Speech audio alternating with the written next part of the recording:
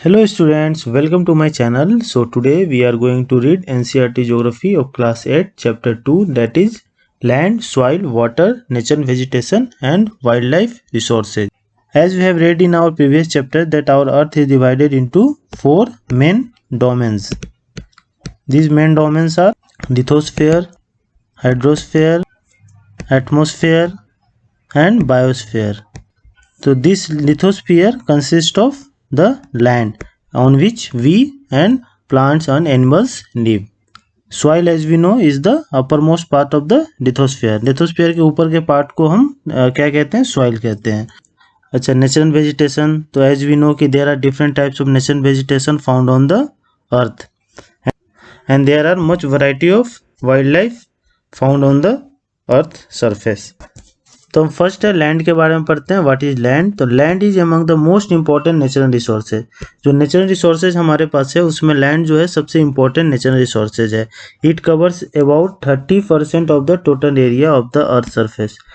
हमने previous chapter में पढ़ा था कि लगभग 1/3 जो है वो आपका क्या है, लैंड है, and 2/3 of our earth is covered with water. तो 1/3 ही हमारे पास लैंड है जो लगभग 30% के आसपास है. अच्छा, इस जो 30% है उसमें जो है बहुत ही कम पार्ट है जो हैबिटेबल है. हैबिटेबल का मतलब जहाँ लोग रहते हैं, बहुत ही कम पार्ट है. अच्छा, डू यू नो देख लेते हैं इसमें कि 90% of the world population occupies only 30% of the land area. जो लैंड एरिया है हमारे पास, जैसे हमारा लैंड एरिया 1/3 ही है, मतलब 33% है टोटल अर्थ सरफेस का. उसमें भी जो है ना 90% जो पॉपुलेशन है वो केवल 33% में भी 30% में ही रहती है लैंड एरिया में. और लगभग जो है 70% लैंड जो है इधर स्पार्सली पॉपुलेटेड है. और तो the uneven distribution of population in different parts of the world is mainly due to the varied characteristics of land and climate. मैंने आपको बताया था कि population का जो distribution होता है वो किस आधार पे होता है. तो population आप देखेंगे कि जनरली कहाँ ज़्यादा होता है, तो रिवर वैलीज के आसपास जो पॉपुलेशन जो है वो ज़्यादा होता है. क्यों यहाँ ज़्यादा होता है? क्योंकि यहाँ पे आपका वाटर की अवेलेबिलिटी अच्छी होती है, फर्टाइल लैंड होता है, और उसके अलावा जो है प्लेन लैंड होते हैं जहाँ पे लोग अपना सेटलमेंट और कंस्ट्रक्शन बनाते हैं. क्लाइमेट जो है यहाँ का क्या होता है, वो फेवरेबल होता है लोगों के लिए. तो ये सब कंडीशन है कि आपका जो पॉपुलेशन है किसी भी एरिया का, वो इस पे डिपेंड करता है कि वहाँ क्या क्या अवेलेबल है. तो इसीलिए आप देखेंगे कि रिवर वैलीज के आसपास जो है हमारे जो पॉपुलेशन है वो सबसे ज़्यादा पाए जाते हैं. और जो आपके माउंटेन एरियाज है वहाँ पे आपके पॉपुलेशन जो है काफ़ी कम पाया जाता है, बिकॉज वहाँ पे फर्टाइल लैंड जो है वो काफ़ी कम अवेलेबल है. वाटर की जो अवेलेबिलिटी है वो थोड़ी कम है वहाँ पे. प्लेन जो है लैंड जो वहाँ पे कम है जहाँ पे सेटलमेंट बन सके. और क्लाइमेट वहाँ का काफ़ी हार्श है, मतलब काफ़ी ठंडी होती है वहाँ पे, क्योंकि अल्टीट्यूड जैसी हम गेन करते हैं तो क्या होता है, ठंडी बढ़ती जाती है. तो इस वजह से क्या है कि आपका जो माउंटेनियस एरियाज़ हैं वहाँ पे पॉपुलेशन कम है और रिवर वैलीज़ के आसपास की पॉपुलेशन सबसे ज़्यादा है. अब हम देख लेते हैं लैंड का यूज़ क्या क्या है. तो लैंड का यूज़ क्या क्या है, अब डे टू डे लाइफ में देखते होंगे कि लैंड के कितने सारे यूज़ हैं. लैंड पे एग्रीकल्चर होता है जो हमें काफ़ी फूड क्रॉप्स प्रोवाइड करता है. फॉरेस्ट जो है आपके लैंड पे ही होते हैं. माइनिंग होती है. बिल्डिंग जो हाउसेज आपके बनते हैं वो लैंड पे बनता है. रोड्स हैं, मतलब जितनी भी चीज़ें जो आपके रिक्वायरमेंट की हैं वो कहाँ आप लैंड पे ही बनाते हैं. तो इसी को हम लैंड यूज़ कहते हैं कि in how many ways you can use the land. So we can use the land in many different veg.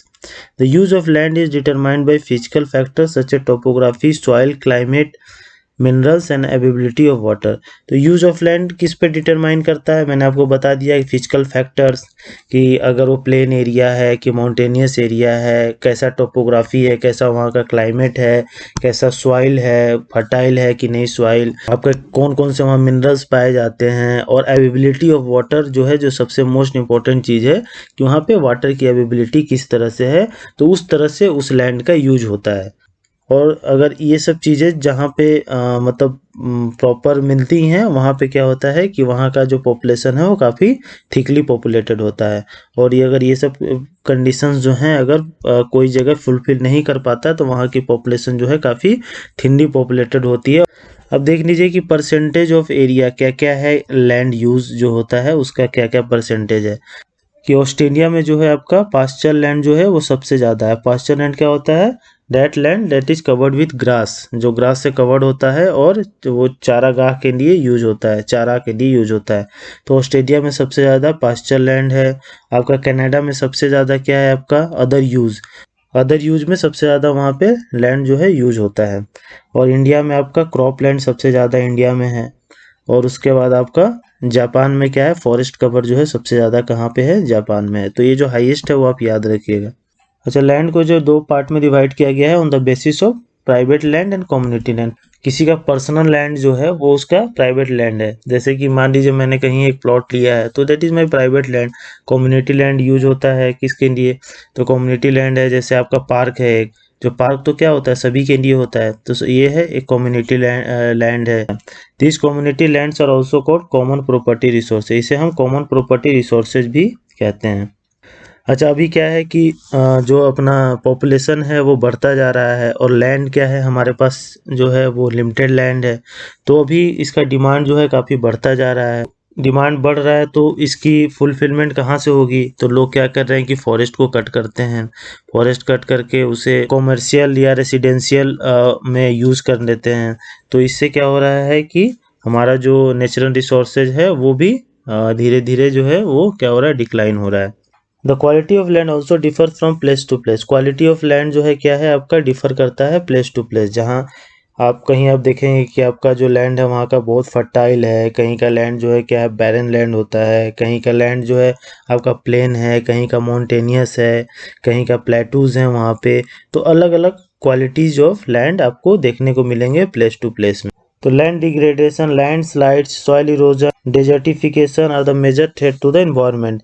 Land degradation है, लैंडस्लाइड है, सॉइल इरोजन जो होता है और डिजर्टिफिकेशन जो है, ये सब क्या है? मेजर थ्रेट है एनवायरनमेंट के because of the expansion of agriculture and construction activity. Expansion of agriculture हो रहा है और एक्सपेंशन ऑफ एग्रीकल्चर कैसे होगा? जमीन तो हमारे पास उतना ही है लेकिन आपका पॉपुलेशन बढ़ता जा रहा है।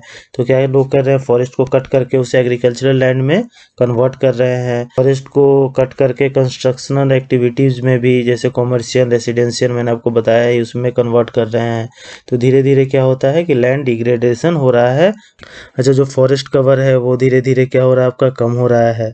तो ये जो है हमारे इन्वायरमेंट के लिए काफ़ी एक बड़ा थ्रेट है। Conservation of land resource. अब कैसे हम लैंड रिसोर्स को कंजर्व कर सकते हैं? तो growing population and their ever-growing demand has led to a large-scale destruction of forest cover and arable land and has created a fear of losing natural resource।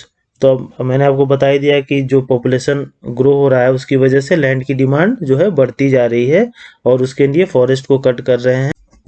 तो ये जो है इन्वायरमेंट के लिए अच्छी बात नहीं है। Therefore, the present rate of degradation of land resources must be checked. Afforestation, land reclamation, regulated use of chemical pesticide and fertilizer, and check on overgrazing are some of the common method used to conserve land. तो afforestation हमें करना है, मतलब पेड़ हमें लगाना है, land reclamation करना है, जो केमिकल पेस्टिसाइड जो हम यूज़ कर रहे हैं, फर्टिलाइजर्स, उसका जो है हमें कम यूज़ करना है। इसीलिए आजकल आप देख रहे हो कि गवर्नमेंट ऑफ इंडिया जो है वो ज़्यादा ऑर्गेनिक फार्मिंग पे ज़्यादा ध्यान दे रही है, क्योंकि ऑर्गेनिक चीज़ें का यूज़ करके हम लैंड की फर्टिलिटी को जो है हम मेंटेन रख सकते हैं। लेकिन अगर हम केमिकल पेस्टिसाइड और फर्टिलाइज़र का यूज़ करेंगे तो फिलहाल तो आपके लैंड की प्रोडक्टिविटी बढ़ जाएगी, लेकिन जो है आपका फ्यूचर में इसका काफ़ी बैड इफ़ेक्ट्स रहेगा। Check on overgrazing. ओवरग्रेजिंग से बचाना है, क्योंकि अगर ओवरग्रेजिंग होगा तो क्या होगा? सॉइल इरोजन होगा, और सॉइल इरोजन होगा तो आपका क्या है? टॉप सॉइल जो है सॉइल का वो आपका इरोड होके कहीं चला जाएगा और वो जो पार्टिकुलर लैंड है उसको क्या कर देगा? बैरन कर देगा। इसीलिए फॉरेस्टेशन हमें करना है। एफॉरेस्टेशन जिससे जो पेड़ होता है वो क्या करता है? सॉइल को पकड़ के रखता है और ड्यूरिंग रेन और विंड में जो है सॉइल इरोड नहीं हो पाता है, और ये इस तरह से ये सॉइल फर्टिलिटी को भी बनाए रखता है। अब सॉइल देख लेते हैं। सॉइल क्या होता है? The thin layer of the granny substance covering the surface of the earth is called soil. जो थिन लेयर होता है सरफेस ऑफ द अर्थ पे, उसे हम क्या कहते हैं? सॉइल कहते हैं। Soil is made of, soil किस किस चीज़ का बना हुआ है? तो ऑर्गेनिक मैटर का बना हुआ है, जैसे जो लीव्स और आपका एनिमल्स प्लांट्स जो क्या होते हैं? डिकम्पोज हो जाते हैं, उसे हम ऑर्गेनिक मैटर कहते हैं। उससे बना हुआ है मिनरल्स जो हैं अर्थ क्रस्ट में, उससे बना हुआ है। Weather rocks, weather weather rocks किसे कहते हैं? जो रॉक्स जो हैं वो क्या होते हैं, टूट जाते हैं ड्यू टू टेम्परेचर चेंजेस जो होता है, हॉट और कोल्ड होता है, उसकी वजह से रॉक जो है वो क्या होता है, टूट जाते हैं। उसके बाद उसी को हम वेदरिंग ऑफ रॉक्स कहते हैं। ये सॉइल जो है इनसे बने होते हैं। This happens through the process of weathering. The right mix of minerals and organic matter make the soil fertile. इसीलिए हम बोलते हैं ना कि ये फर्टाइल सॉइल है। तो फर्टाइल सॉइल कैसे है? क्योंकि राइट मिक्स ऑफ मिनरल्स, जो एक प्लांट ग्रोथ के लिए मिनरल्स चाहिए और ऑर्गेनिक मैटर चाहिए, अगर उनका राइट मिक्सचर है तो वो सॉइल को फर्टाइल बनाता है। अब देखिए, it takes 100 to make just 1 centimetre of soil. 1 centimetre of soil बनाने में लगभग 100 लग जाते हैं। फैक्टर ऑफ सॉइल फॉर्मेशन, क्या क्या फैक्टर है सॉइल फॉर्मेशन के? तो the major factor of soil formation are the nature of parent rock. Parent rock जो होते हैं ना, उसका क्या नेचर है, ठीक ना, और क्लाइमेटिक फैक्टर्स क्या है, इसी पे सॉइल का फॉर्मेशन डिपेंड करता है। Other factors are topography, other factor topography है, रोल ऑफ ऑर्गेनिक मैटर का रोल है, and time taken for the composition of soil formation, और टाइम कितना लगा है कंपोजिशन ऑफ सॉइल फॉर्मेशन में। ये सब फैक्टर हैं सॉइल फॉर्मेशन के। और ये क्या करता है, डिफर करता है प्लेस टू प्लेस। तो देखिए, सॉइल फॉर्मेशन में पहले पेरेंट रॉक देखते हैं। तो डिटरमाइंस कलर टेक्सचर। अच्छा, पेरेंट रॉक का जैसा कलर है, कैसा उसका टेक्सचर है। केमिकल प्रॉपर्टीज, केमिकल प्रॉपर्टीज में उसका क्या क्या केमिकल प्रॉपर्टीज है, कौन कौन से मिनरल्स उसमें पाए जाते हैं। उसके बाद आपका कंटेंट क्या क्या से वो बना हुआ है।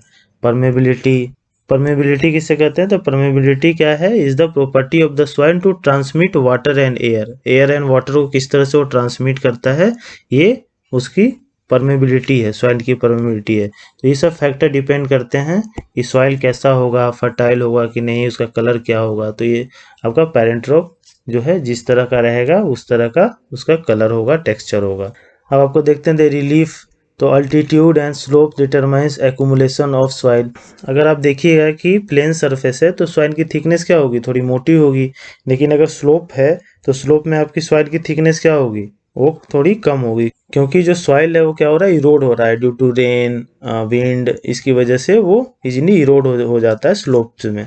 तो ये आपका रिलीफ जो है ये भी एक फैक्टर है कि आपका सॉइल किस तरह का होगा सॉइल फॉर्मेशन में। Flora, fauna and micro organism affect the rate of humus formation. अब ह्यूमस क्या होता है? तो ह्यूमस जो होता है ऑर्गेनिक मैटर होता है ना, जो टॉप सॉइल में, जैसे डेड लीव्स, प्लांट्स, ये सब जो होते हैं वो ऑर्गेनिक मैटर है। तो उसको क्या करता है, ये माइक्रो ऑर्गेनाइज्म जो है उसको डिकम्पोज करता है। तो कैसा फ्लोरा, फौना और माइक्रो ऑर्गेनाइज्म है वहाँ पे उस एरिया में, उस पर डिपेंड करता है सॉइल का फॉर्मेशन।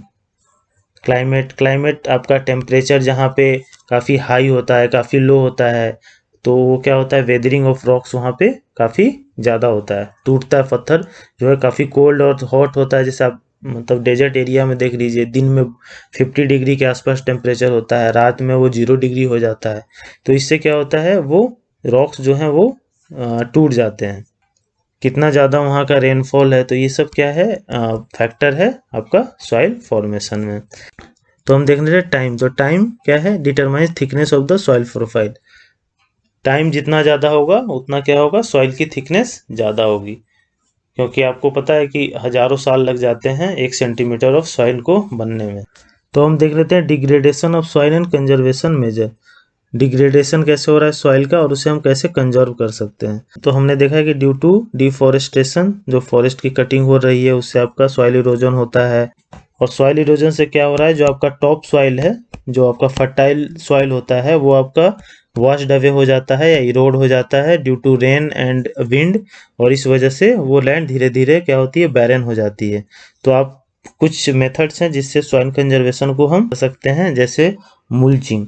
मुल्चिंग, तो मुल्चिंग क्या होता है कि बेयर ग्राउंड जो होता है ना, प्लांट के बीच में जो स्पेस होता है, उसको लोग ऑर्गेनिक मैटर से कवर कर देते हैं। ऑर्गेनिक मैटर मतलब जो इजीली डिकम्पोज हो जाते हैं, जैसे स्ट्रॉ, स्ट्रॉ से कवर कर देते हैं उसको। वो क्या करता है कि सॉइल का जो है मॉइस्चर भी बना के रखता है और उसे विंड से जो वो इरोड होता है उससे भी बचा के रखता है। तो ये एक मेथड हो गया आपका सॉइल कंजर्वेशन का। कॉन्टूर बैरियर्स हो जाता है। तो कॉन्टूर बैरियर्स क्या होता है कि stone, grass, soil are used to build barriers along contours, trenches are made in front of the barriers to collect water. जैसे ये अब देख लीजिए, ये जो है ना, ये कॉन्टूर बैरियर्स है। तो इसमें क्या करते हैं कि ट्रेंच बना देते हैं, ट्रेंच मतलब गड्ढा कर देते हैं, और इधर आपका लैंड है, मान लीजिए ये गड्ढा हो गया तो इसमें पानी आके जमा हो जाएगा, ये लैंड है, ये गड्ढा है तो इसमें पानी जमा हो जाएगा। तो इस तरह से वो पानी को कलेक्ट कर लेते हैं और सॉइल इरोजन से भी लैंड को बचा लेते हैं। क्योंकि पानी जब इकट्ठा हो गया तो क्या होगा, वो सॉइल को इरोज तो नहीं कर पाएगा, क्योंकि रनिंग वाटर ही सॉइल जो है उसको इरोड करता है। जो पानी स्थिर है या पानी जो है स्लो मोशन में है तो उसको वो ज़्यादा सॉइल इरोजन नहीं कर पाता है, लेकिन जो रनिंग वाटर है वो सॉइल इरोजन करता है। रॉक डैम, तो rock dam are piled up to slow down the flow of the water. अगर हम वाटर के फ्लो को कम कर देते हैं डैम बना के, रॉक डैम बना के, तो क्या होता है कि आपका सॉइल जो लॉस है वो कम हो जाएगा। एक फास्ट रिवर फ्लो होके आ रही है तो आप उसके बीच में एक बैरियर लगा देंगे तो आपका जो सॉइल है उसको वो इरोड नहीं कर पाएगा उतना ज़्यादा। टेरेस फार्मिंग, टेरेस फार्मिंग क्या होता है कि जो पहाड़ों में, देखिए ये टेरेस फार्मिंग है, पहाड़ों में क्या होता है कि अगर ये डायरेक्ट स्लोप रहे यहाँ से, जब रेनफॉल होगी तो क्या होगा कि ये सॉइल को इरोड करते हुए चली, लेकिन इस पे जो वहाँ के लोग हैं वो टेरेस फार्मिंग करते हैं। टेरेस फार्मिंग का मतलब आप फ्लैट लैंड बना देते हैं इस तरह से, ऐसे ऐसे फ्लैट लैंड बना देते हैं, जिसमें इसमें बना हुआ है ना ये फ्लैट लैंड। तो इससे क्या होता है कि इस पे वो क्रॉप रोप देते हैं। तो क्रॉप अगर रहता है तो मिट्टी को क्या करता है, बांध के रखता है। तो जब बांध के रखता है तो रेनफॉल जब होती है तो सॉइल को इरोड नहीं कर पाती है। तो इस तरह से टेरेस फार्मिंग से भी हम सॉइल को इरोजन से बचा सकते हैं। तो these are made on the steep slope so that the flat surface are available to grow crops, they can reduce surface run off and soil erosion, इससे बचाता है। इंटर क्रॉपिंग, तो इसी टेरेस फार्मिंग में क्या करते हैं कि इंटर क्रॉपिंग करते हैं। इंटर क्रॉपिंग का मतलब different crops grown in alternate rows, इसमें कोई और क्रॉप शो कर देते हैं, अलग अलग क्रॉप्स अलग अलग जो है आपके रोज में वो शो करते हैं। To protect the soil from rain wash, तो सॉइल को रेन वॉश से बचाने के लिए ये इंटर क्रॉपिंग करते हैं। कॉन्टूर प्लोइंग क्या होता है, तो ये है देखिए कॉन्टूर प्लोइंग, ये क्या किए कि गड्ढा बना दिए, ठीक, ट्रेंच में बना दिए, और ये इस पे जो है वो फार्मिंग कर दिए जो आपका लैंड अवेलेबल था। तो इससे क्या होगा, सॉइल इरोजन काफ़ी कम हो जाएगा। Shelter belt generally coastal area और ड्राई एरिया में बनाते हैं। कोस्टल एरिया में जैसे कि सॉइल इरोजन ज़्यादा होता है, किस वजह से, विंड की वजह से, विंड के मूवमेंट की वजह से। तो ये जो शेल्टर बेल्ट्स हैं, देखिए इसमें क्या करते हैं कि एक रो में पेड़ जो है उसको लगा देते हैं। तो अभी क्या है कि विंड जब आएगी तो उसकी स्पीड को ये क्या करती है, एज ए ऑब्स्ट्रक्शन काम करती है, तो सॉइल इरोजन जो है वहाँ पे कम होता है। वाटर, वाटर, अब वाटर देख लेते हैं। वाटर एक हमारा नेचुरल रिसोर्स ही है, तो वाटर जो है बहुत ही वाइटल है, हमें पता ही है वाटर के बिना हम रह नहीं सकते हैं। वाटर का बहुत सारे यूज़ हैं, हम ड्रिंकिंग में यूज़ करते हैं, हम कुकिंग में यूज़ करते हैं, और बहुत सारे यूज़ हैं वाटर के। और हमें पता ही है कि 3/4 ऑफ द अर्थ जो है वो कवर्ड है वाटर का, लेकिन हमें इसमें ये पता होना चाहिए कि 2.7% जी है जो फ्रेश वाटर है, बाकी क्या है, सलाइन वाटर है जिसका हम यूज नहीं कर सकते हैं। और इसमें भी केवल 1% ही है जो फ्रेश वाटर अवेलेबल है हमारे यूज़ के लिए, जो आपका ग्राउंड वाटर, सरफेस वाटर और रिवर्स लेक्स में जो है वो मिलते हैं। बाकी का जो वाटर है वो क्या है आपका ग्लेशियर्स में जो है, आइस शीट और ग्लेशियर्स में है। Fresh water is there for the most precious substance on earth, इसीलिए फ्रेश वाटर जो है सबसे प्रीशियस सब्सटेंस है अर्थ का। Water can neither be added nor subtracted from the, water को ना तो हम ऐड कर सकते हैं ना ही हम कम कर सकते हैं। अब देखिए वाटर जो है ना तो घट रहा है ना तो बढ़ रहा है, फिर भी वाटर की जो है कमी क्यों हो रही है, तो क्यों हो रही है वाटर की कमी, क्योंकि इंक्रीजिंग पॉपुलेशन है, पॉपुलेशन बढ़ रहा है, वाटर तो उतना ही है, और पॉपुलेशन बढ़ रहा है तो लोगों की रिक्वायरमेंट भी बढ़ रही है। Rising demand for food, food का डिमांड बढ़ रहा है, क्यों बढ़ रहा है, ड्यू टू राइजिंग पॉपुलेशन। तो फूड का डिमांड बढ़ रहा है तो हमें क्या चाहिए, वाटर चाहिए, क्यों चाहिए, इरिगेशन के लिए वाटर चाहिए हमें। अर्बनाइजेशन हो रहा है, increasing urbanisation and rising standard of living are the major factor leading to shortage in supply of fresh water, either due to drying up of water sources और वाटर पॉल्यूशन।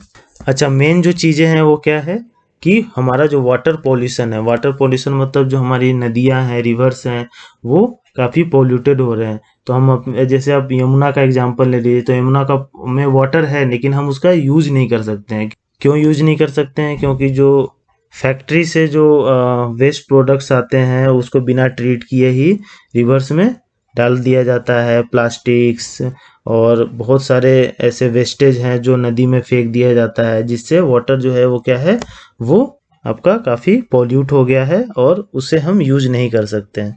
तो water का conservation हम कैसे कर सकते हैं? तो forest and other vegetation cover slow the surface run of. जो फॉरेस्ट और अदर वेजिटेशन होते हैं वो क्या करते हैं कि जो जब जब वाटर जो है फ्लो होता है तो उसको वो स्लो कर देते हैं। स्लो कर देते हैं तो क्या होता है कि ग्राउंड को सफिशिएंट टाइम मिल जाता है अपने वाटर को रिप्लेनिश करने के लिए। तो ग्राउंड वाटर इससे रिप्लेनिश होता है। तो सरफेस में फॉरेस्ट और वेजिटेशंस होने चाहिए।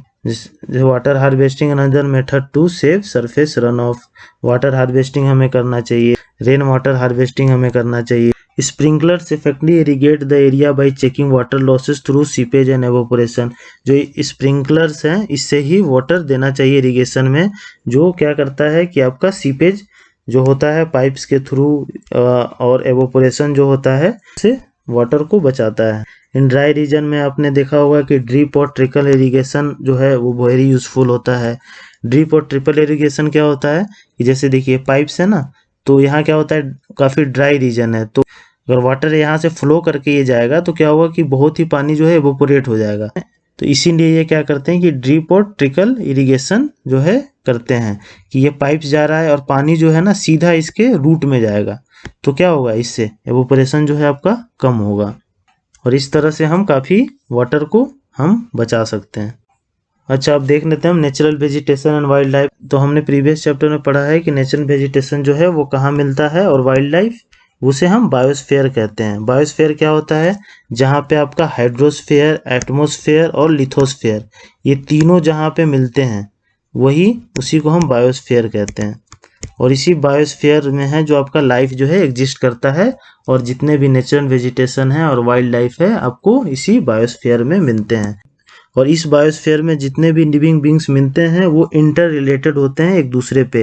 अच्छा, vegetation and wild life are valuable resources. Vegetation and wild life क्या है? वैल्यूएबल रिसोर्सेज है। Plant provide us timber and give shelter to animals. Plant जो है हमें टिम्बर प्रोवाइड करता है और एनिमल्स को शेल्टर देता है। Wild life includes animals, bird. अच्छा, वाइल्ड लाइफ में क्या क्या इंक्लूड होता है? एनिमल्स हैं, बर्ड्स हैं, इंसेक्ट्स हैं। और ये हमें क्या प्रोवाइड करते हैं? तो मिल्क, मीट, ऊल, हाइड्स ये सब हमें प्रोवाइड करते हैं। इंसेक्ट जो है बीज जैसे वो हमें हनी प्रोवाइड करता है। और पोलिनेशन ऑफ फ्लावर। पोलिनेशन क्या होता है? जैसे जो रिप्रोडक्शन प्लांट्स में होते हैं ना वो पोलिनेशन से होता है। तो वल्चर ये स्कैवेंजर है ये। तो जितने डेड एनिमल्स होते हैं उसको ये खा जाता है और ये इन्वायरमेंट को क्लीन रखता है। अच्छा, डिस्ट्रीब्यूशन ऑफ नेचुरल वेजिटेशन। तो मैंने आपको प्रीवियस चैप्टर्स में भी बताया था कि कैसे डिस्ट्रीब्यूशन है नेचुरल वेजिटेशन का। तो नेचुरल वेजिटेशन का डिस्ट्रीब्यूशन मेनली है आपके टेम्परेचर और मॉइस्चर पे। जहाँ का टेम्परेचर हाई होगा, मॉइस्चर ज़्यादा होगा, वहाँ पे आपको पता है कि फॉरेस्ट होगा। जहाँ पे आपका रेनफॉल जो है मॉडरेट होगा वहाँ पे ग्रासलैंड होगा। जहाँ पे लो रेनफॉल है या मतलब रेनफॉल काफ़ी कम है वहाँ पे स्क्रब्स होंगे। और तुंद्रा वेजिटेशन आपको हायर एल्टीट्यूड में आपको देखने को मिलेंगे। और फॉरेस्ट जो है ब्रॉडली जो है दो कैटेगरी में डिवाइडेड होता है। एक एवरग्रीन फॉरेस्ट होता है, एक डेसिडियस फॉरेस्ट होता है। तो ये किस आधार पे इसे नाम दिया जाता है? एवरग्रीन मतलब वहाँ पे जो ट्रीज हैं वो क्या करते हैं कि एक सीजन में अपने लीव्स को सेट नहीं करते हैं, अलग अलग सीजन में लीव को सेट करते हैं, तो वो हमेशा ग्रीन दिखते हैं, इसीलिए इसे हम एवरग्रीन कहते हैं। डेसिडियस फॉरेस्ट में क्या होता है? ये एक मानसून फॉरेस्ट है। तो ये क्या करते हैं कि एक ही सीजन में अपने लीव को सेट कर देते हैं वाटर ट्रांसपिरेशन को बचाने के लिए। तो इस तरह के फॉरेस्ट को हम डेसिडियस फॉरेस्ट कहते हैं और ये इंडिया में सबसे ज़्यादा पाए जाने वाले फॉरेस्ट हैं। Conservation of natural vegetation and wild life. कैसे कंजर्व करना है natural vegetation and wild life को? तो forest are our wealth. Forest हमारा वेल्थ है कि नहीं है? Plant give shelter to animals, together they maintain the ecosystem. Plant किसको शेल्टर करता है? एनिमल्स को, और ये सब मिलके इकोसिस्टम को मेंटेन करते हैं। Change of climate and human interference. Climate के चेंज होने की वजह से और ह्यूमन इंटरफेरेंस की वजह से जो है नेचुरल हैबिटेट्स जो है प्लांट्स एंड एनिमल्स जो है वो उनका काफ़ी लॉस हो रहा है। ह्यूमन इंटरफेरेंस क्या होता है कि ह्यूमन जो है अभी क्या कर रहे हैं कि फॉरेस्ट को कट कर रहे हैं और अपना सेटलमेंट्स बना रहे हैं, डेवलपमेंट वर्क्स कर रहे हैं। तो ये क्या है, ये हमारा इंटरफेरेंस है। जो नेचुरल वेजिटेशंस हैं और वाइल्ड लाइफ है उसमें हमारा इंटरफेरेंस है। Many species have become vulnerable और endangered and some are on the verge of extinction. बहुत सारे ऐसे स्पीसीज हैं जो बिल्कुल वनरेबल है और इंडेंजर्ड हो गए हैं और वो अब एक्सटिंक्शन के बिल्कुल कगार पे हैं, ख़त्म होने वाले हैं। डिफॉरेस्टेशन हो गया इसका कारण, सॉइल इरोजन हो गया, डिफॉरेस्टेशन होगा तो सॉइल इरोजन होगा। और ये सब किसके लिए हो रहा है, तो कंस्ट्रक्टल एक्टिविटीज़ की वजह से हो रहा है। फॉरेस्ट फायर्स लग जाते हैं, सुनामी, लैंडस्लाइड, ये सारे human made and natural factors हैं जो आपके natural vegetation and wild life को जो है वो डिस्ट्रॉय कर रहे हैं। अच्छा, one of the major concern क्या है, पोचिंग। पोचिंग क्या होता है, killing of animals for their hair, for their horn, for their feet और फॉर दियर स्किन। अलग अलग जानवर के अलग अलग जो बॉडी पार्ट्स हैं उसका जो इलीगल ट्रेड होता है उसके लिए पोचिंग होता है।